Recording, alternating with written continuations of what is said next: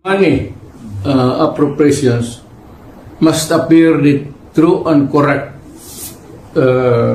value kung anong gusto mong, what would be the application for the money for, public money. Pagka ganon, there's something terribly wrong. And as a matter of fact, I would say, kung may mga blanco yan lumusot, that is not a valid legislation. Kung nasa batas na yan, lumabas na yan ng blanco-blanco, either it could be filled up before or after sa Congress, pagka ganon, what must be submitted is the true and correct figure coming out as prepared by the budget submitted to Congress for appropriation. Pagkaputol-putol yan o may kulang, that is not a valid budget for implementation as law.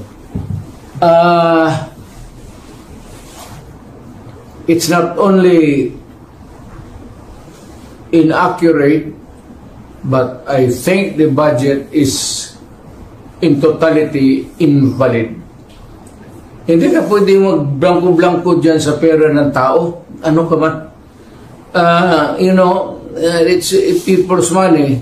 Maglagay ka ng mga mga provisions, but without the true and correct items or money that would be appropriated by Congress, by the people owning the money. So everything must be explained clear, patent, without doubt na itong pera na ito para ito sa ganito. Itong para na ito para sa eskwelahan, ito para sa agriculture. But you do not leave any item there vacant. Itong pera na ito blanco to be filled up later on. That is not allowed by law. And that budget is already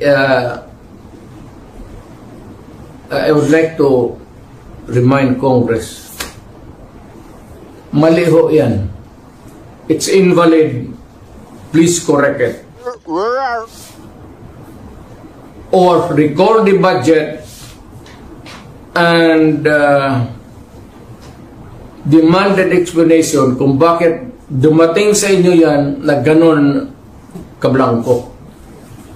We are not, para ka binigyan ka ng blanco check dyan, o sige, bahala na kung ano ilagay ninyo.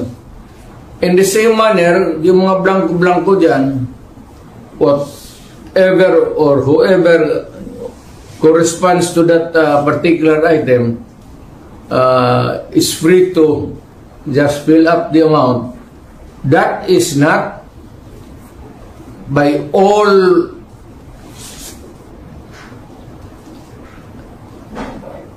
commandments of the law, that cannot be valid, invalid, unenforceable, and kung na-implement na, it must be corrected and the money returned if already spent or corrected. And kung sino man ang ano niya, they have to give us the explanation. Otherwise, sabihin ko sa mga Pilipino, huwag na kayo magbayad ng buwis ninyo. Ganun lang naman, pinagsasayan ito mga kumang na to. Puro check-in na blanco, then they try to pass it as a law, and they are free to choose now the amount which they want to place. Hindi natin alam kung ano ang reserva nila, kung anong gusto na ilagay, sobra doon sa pera natin. It could be that the money is in the hands of the government now, or future appropriations, or reserva ba ito. If it does not clear anything, then that is invalid and not correct. Baka hindi nyo alam yan, typographical grammar or anything that has nothing to do with the what the intent of the law or Congress wants. Now, you put anything there that is not the reflection of what Congress has passed or what is really the correct amount doon sa mga budget, i-jumble-jumble ninyo, that is falsification of law. Perjury yan or whatever, perjury, forgery, and it can only amount to one thing. Alam mo ano? Criminal action.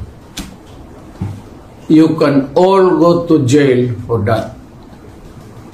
At kung ano, ako ang binigyan ng trabaho to follow up these things and ganito ang lumabas, my God, you will all go to jail. Mabigat yan. Public document na yan. So, if it's different from what was really intended by Congress or was not really the true and accurate copy as passed by Congress, that is falsified or forgery. In which case, mamili ka lang, forgery, falsification, or jail. Alin dyan sa tatlo, papasok sa iyo. These are the things that cannot be delegated, especially the amounts. Hindi mo pwedeng biro-biro yan. It must be exact. Nandiyan po lang sa Congress paglabas niyan, if the amount is 1 million, it's 1 million. Hindi mo pwedeng sabihin na kayo na mag-correct dyan 1,200,000 or make the corresponding inaccuracies or sabihin mo yung anong pinag-usapan na dito after the law was passed. You cannot correct it by yourselves. It has go to the main body or to the person who was the authority to define and characterize the law.